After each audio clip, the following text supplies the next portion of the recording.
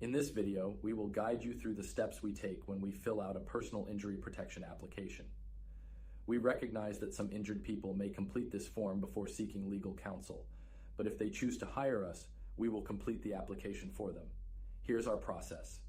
Begin by providing information about the injured person and the accident: name, number, address, where the accident occurred, and the date of loss, or in other words, the date of the accident. When describing the accident, avoid unnecessary details.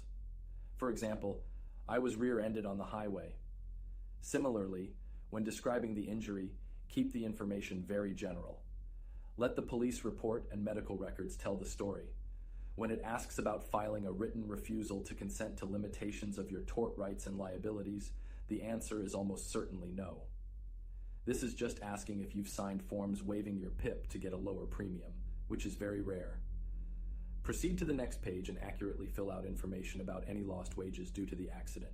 Write in the gross amount you make each week and submit a pay stub from just before the collision.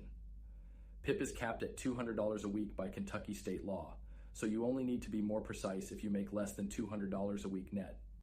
At the bottom of the page, when it asks for additional medically related expenses, this includes any additional over-the-counter expenses used to treat the injury like Tylenol and gauze. On the last page, where it asks for the release of medical records, the injured person must sign unless they intend to collect the medical records themselves. When submitting the form, remember that a pay stub is required for PIP issuance. Additionally, they must receive an indication from a doctor stating the injured person is unable to work, or a letter from the employer stating the injured person was off work due to the accident.